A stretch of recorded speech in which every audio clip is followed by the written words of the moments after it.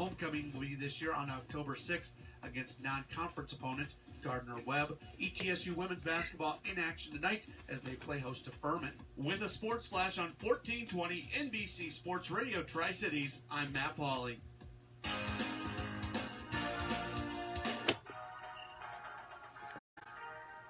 Welcome back. I'm Marky Billson. This is Tri-City Sports Now.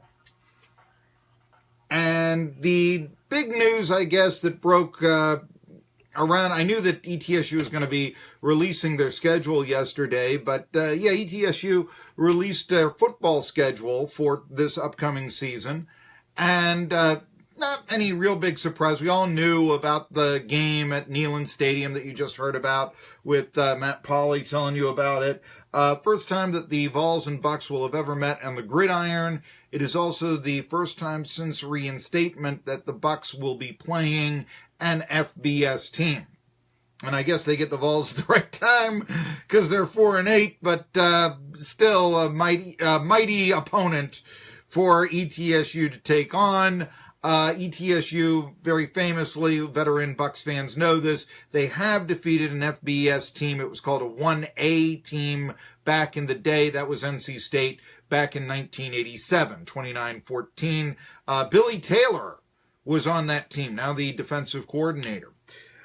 The schedule is as such. You heard the opening date. It is yet to be determined. Mars Hill, the Lions come in.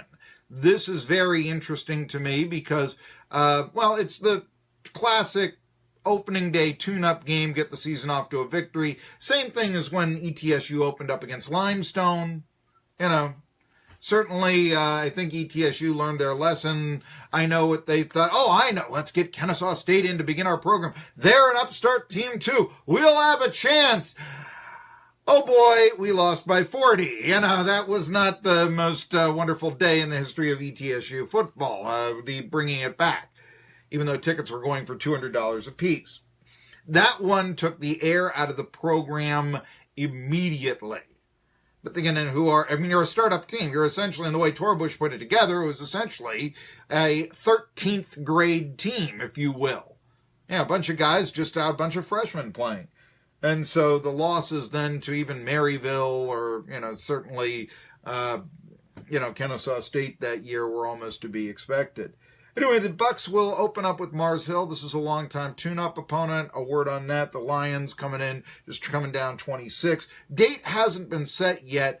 I'm surprised about this. Traditionally, ETSU likes to open up on a Thursday. I think it's a great idea. I think it's a positive tradition that should be upheld. If that is the case, then look for the game to be played on August the 30th. Otherwise, the Saturday is September 1st. Then you've got at Tennessee. All the Southern Conference opponents coming up. After that, the homecoming game is against Gardner-Webb. That will be on October 6th.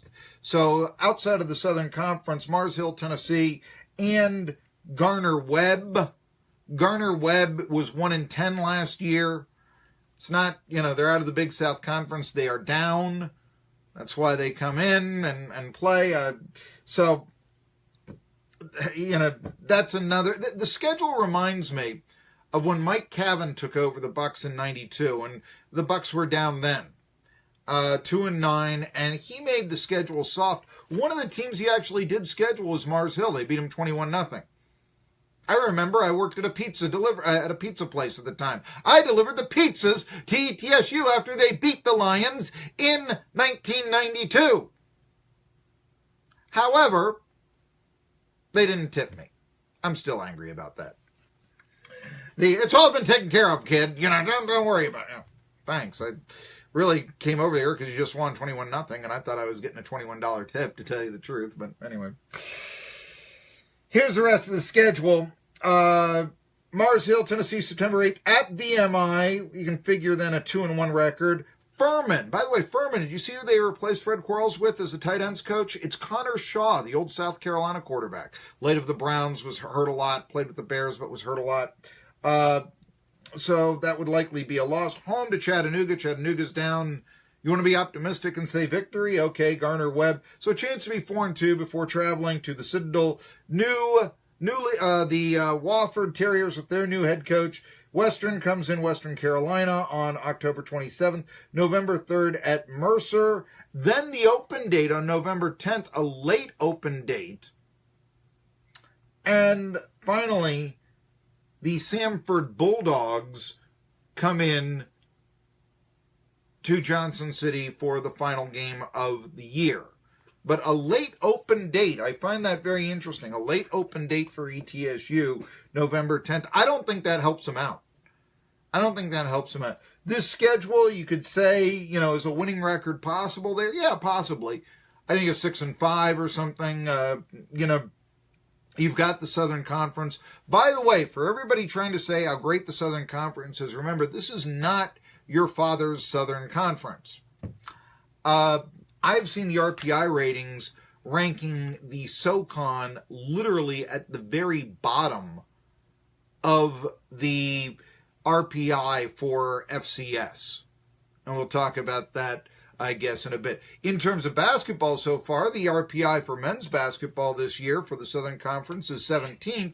That's down a couple of spots, but the thing is that they're really being dragged down by the VMIs and the Chattanoogas of the league. Tri-City Sports Net, Caleb Calhoun coming back to talk to Vols. Happy Hour Tri-City Liquor in Irwin.